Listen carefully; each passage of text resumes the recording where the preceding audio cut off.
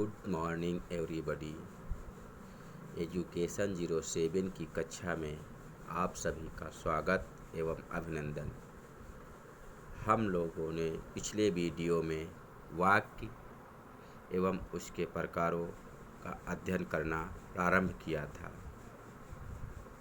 पिछले वीडियो में हमने यह जाना था वाक्य किसे कहते, वाक्य की परिभाषा क्या होती है, वाक्य के अंग कौन कौन से होते हैं, इसके साथ ही वाक्यों के मुख्य प्रकार कौन कौन से होते हैं।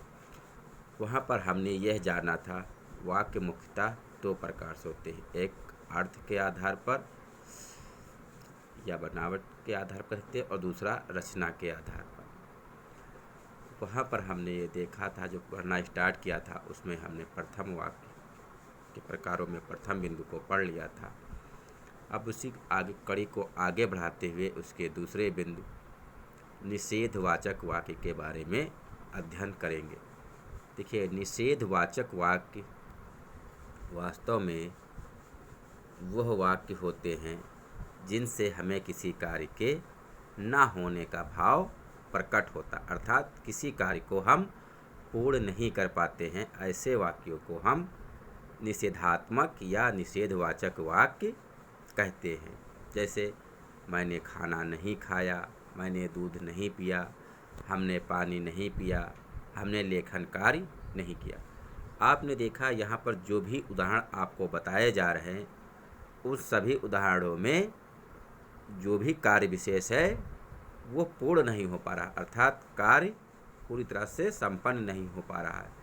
अब वो कार्य क्यों नहीं हो पा रहा वो उसका दूसरा पहलू, लेकिन हमने ये देखा कि वहाँ पर वाक्य में कार्य ना होने का भाव प्रकट होता है।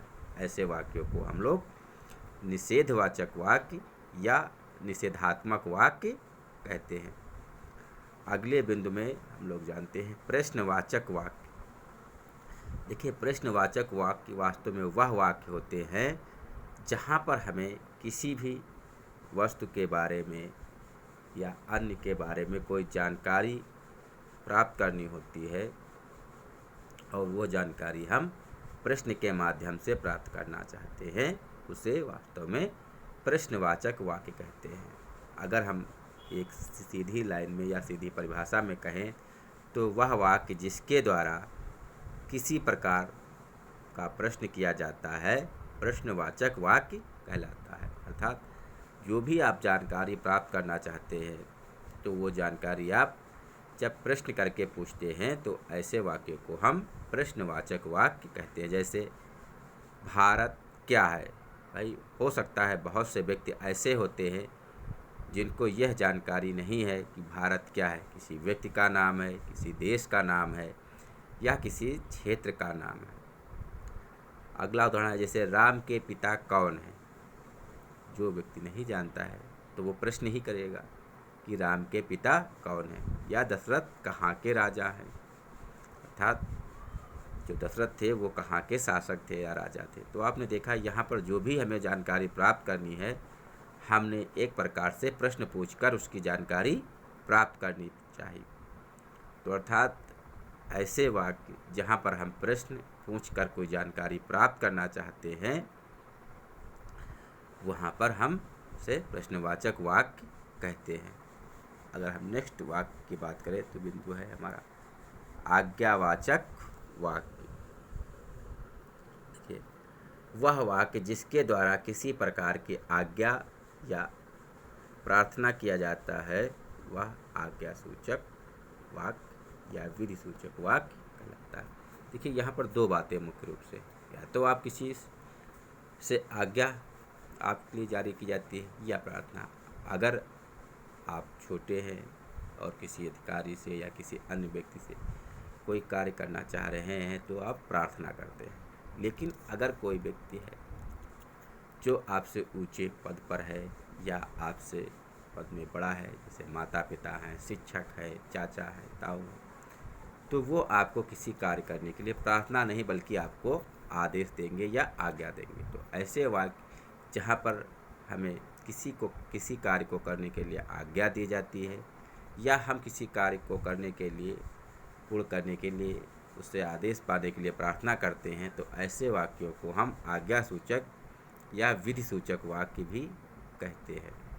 ठीक है, यहाँ पर यह ध्यान रखना है आपको कि आज्ञा सूचक का दूसरा नाम विधि सूचक वाक्य भी है। जैसे बैठो, अगर आप कहीं पर गए हैं तो हो सकता है वो व्यक्ति जहाँ पर आपका साहस ना हो उसके सामने बैठने का, या आपको डर लग रहा हो कुछ करने दे, तो आप चुपचाप खड़े रहते हैं। ऐसे में वह व्यक्ति या आपके समक्ष जो भी व्यक्ति है वो आपको आदेश कर सकता है कि आप बैठिए या बैठो।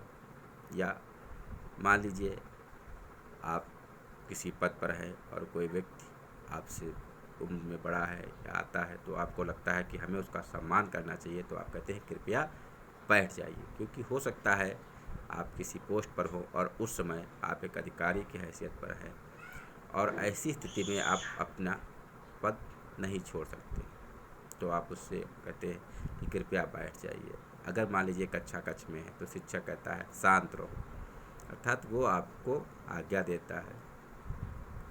या छोटे बच्चे शांत उत्पात कर रहे हैं या कुछ कर रहे हैं तो कई बार आप देखते हैं आप उनको शांत रहने के लिए आदेशित करते हैं। तो ऐसे वाक्यों को जहाँ पर हम देखते हैं प्रार्थना का भाव या आदेश का भाव होता है, वहाँ पर आज्ञा सूचक या विधि सूचक वाक्य कहा जाता है। अब अगर हम नेक्स्ट की बात करें तो वो है विस्मादि वाचक या विस्मादि बोधक वाक्य।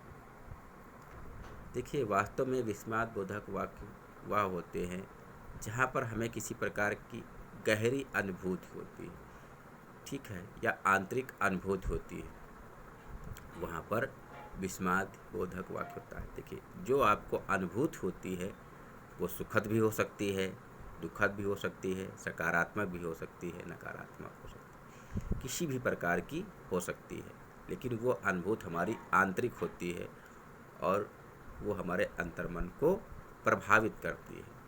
तो वह वाक्य जिसमें किसी प्रकार की हमें अनुभूति होती है या उसका प्रदर्शन होता है, तो वहाँ पर वह विस्मयादिबोधक वाक्य कहलाता है। जैसे आहा कितना सुंदर उपवन है।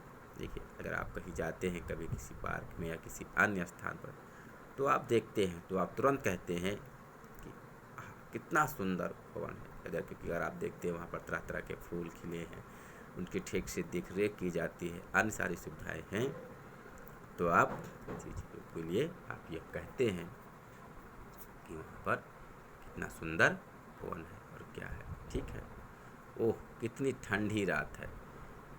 जैसे मान लीजिए आप ठंडक के समय आप घर से निकले, आपको इस बात का अंदाज़ा नहीं था बाहर कितना सर्दी है और आपने ठीक से कपड़े नहीं पहने, तो आपको जब बाहर निकलते हैं तो आपको ये एहसास होता है कि कितना ठंडक हो रही, तो आपके मुंह से सहसा निकल जाता, ओह कितनी ठंडी रात है। अगर आप जो लोग क्रिकेट में इंटरेस्ट रखते हैं तो वो देखते हैं कि जब अपना देश जीतता है या उनकी अपनी टीम जीतती है जिसका वो प्रशंसक है, तो कहते हैं बल्ले हम जीत गए, अर्थात वो खुशी का प्रदर्शन करते हैं, अर्थात उनको जो भी अनुभूति हो रही वो आंतरिक हो रही और उसका वो प्रदर्शन अपने वाक्य के माध्यम से करते हैं। तो ऐसे वाक्यों को हम विस्मयादिबोधक या विस्माद वाचक वाक्य कहते हैं। अगर हम नेक्स्ट बिंदु की बात करें तो है इच्छावाचक वाक्य। देखिए, जिन वाक्यों में किसी प्रकार की इच्छा, आकांक्षा या आशीर्वाद का बोध होता है उसे इच्छावाचक वाक्य कहा जाता है। ठीक है, यहाँ पर आपको ये तीन या दो शब्द जो भी हैं उनका ध्यान रखना है कि आपकी इच्छा क्या है, आकांक्षा क्या है और आशीर्वाद का बोध होता है, उसे हम इच्छावाचक वाक्य कहते हैं।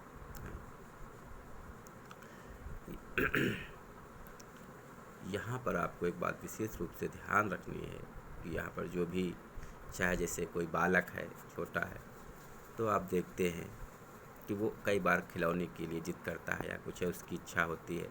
आप छोटे बच्चों को देखते हैं वो आइसक्रीम खाने की जिद करते हैं। तो यहाँ पर क्या है, ऐसे वाक्य जहाँ पर कोई व्यक्ति या बालक अपनी इच्छा की बात प्रकट करता है। जैसे बालक है, तब मुझे खिलौने चाहिए, मैं आइसक्रीम खाऊंगा, तो वो अपनी इच्छा प्रकट कर रहा है। तो ऐसे वाक्यों को इच्छावाचक वाक्य कहता है। जैसे आप देखते हैं जब बालक छोटे होते हैं या बड़े हैं, अगर आप किसी के पैर छूते हैं तो वो आपको, या प्रणाम करते हैं तो वो आपको आशीर्वाद देता है।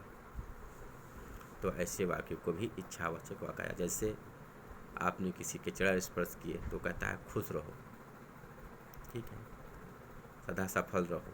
तो ये सारे वाक्य ये इंडिकेट करते हैं कि जहाँ पर इच्छावाचक वाक्य है। तो आपने देखा वहाँ पर मुख्य रूप से वाक्यों के जो आवश्यक प्रकार थे का अध्ययन किया।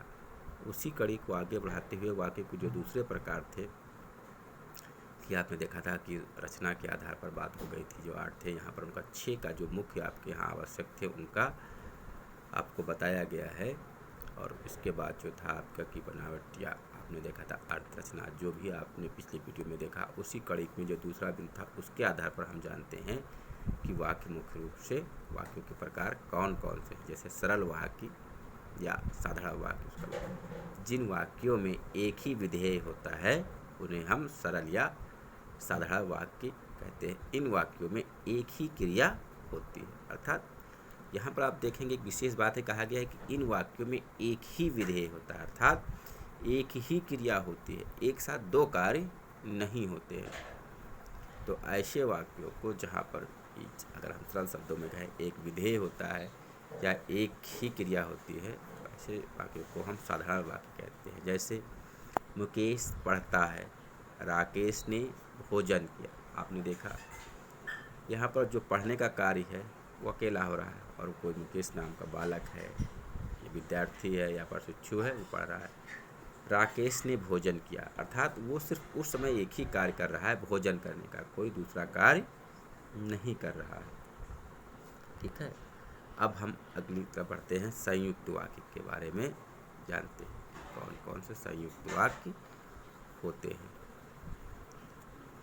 देखिए, अगर हम बात करें जहाँ पर दो अथवा दो से अधिक साधारण वाक्य जब समान अधिकरण समुच्चय बोधक हों, जैसे पर, किंतु, और या आदि से जुड़े होते हैं, तो वाक्य संयुक्त वाक्य कहलाते हैं। कि यहाँ पर जो भी दो साधारण वाक्य होंगे उनमें हम ये नहीं कह सकते हैं कि कौन सा वाक्य का प्रथम हिस्सा या बाद का हिस्सा ज़्यादा इम्पॉर्टेंट है या ज़्यादा महत्वपूर्ण है दूसरा वाक्य का, अर्थात दोनों में समान अधिकरण समुच्चय बोधक होते हैं, अर्थात दोनों पर ऐसी परस्पर निर्भरता होती है कि आपको लगा कि दोनों पर समानता है। और अधिकांशतः ये देखा गया है कि ये कुछ संयोजक होते हैं, उनके माध्यम से आपस में जुड़े रहते हैं, जैसे पर है, किंतु है, याद। तो ऐसे वाक्यों को हम संयुक्त वाक्य कहते हैं। ये दो भी हो सकते हैं, आप देखते हैं यहाँ पर जो वाक्य जुड़ते हैं वो दो हो सकते हैं, या दो से अधिक भी साधारण वाक्य हो सकते हैं। अब हम ये जान लेते हैं जो संयोजक होते हैं वास्तव में वो संयोजक कौन कौन से हैं और किस प्रकार कार्य करते हैं, क्योंकि अक्सर आपके यहाँ परीक्षा में संयोजक के बारे में भी पूछा जाता है। ठीक, जो हमारे ये संयोजक हैं ये 4 प्रकार के होते हैं मुख्य रूप से। प्रथम, जब एक साधारण वाक्य दूसरे साधारण या मिश्रित वाक्य से संयोजक से अयो द्वारा जुड़ा होता है, ठीक है।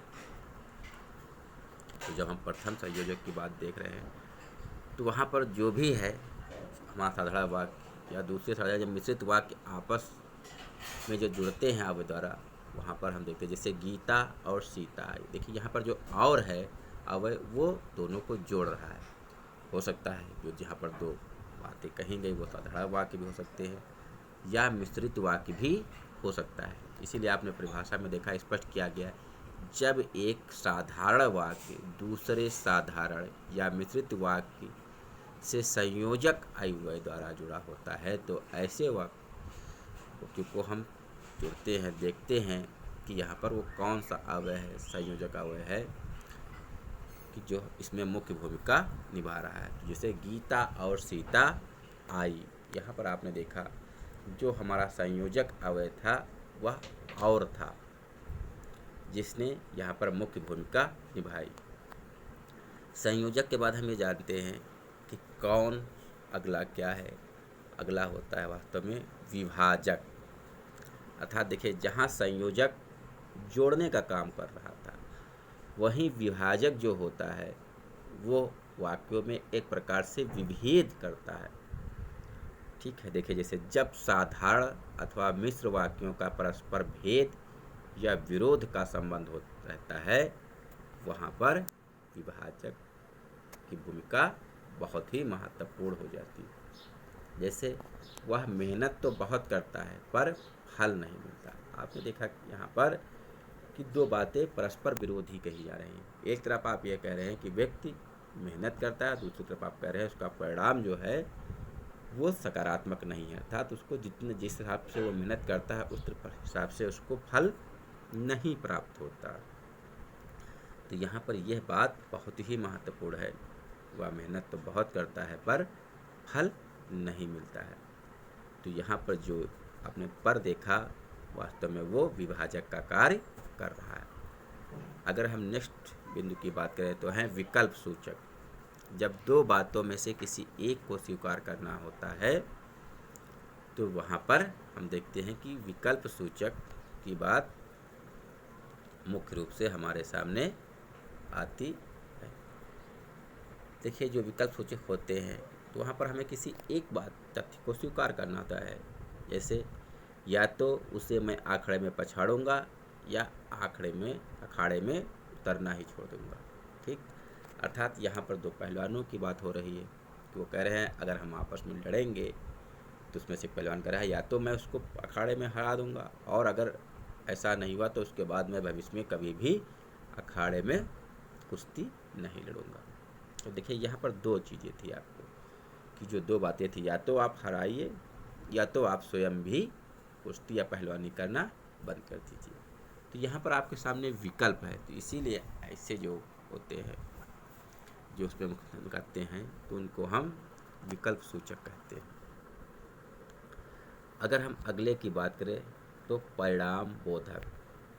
देखिए जब एक साधारण वाक्य दूसरे साधारण या मिश्रित वाक्य का परिणाम होता है, अर्थात जो भी आप कार्य कर रहे हैं उसका परिणाम दूसरे पर होता है। जब एक साधारण वाक्य दूसरे साधारण या मिश्रित वाक्य का परिणाम होता है तो इसको हम परिणाम बोधक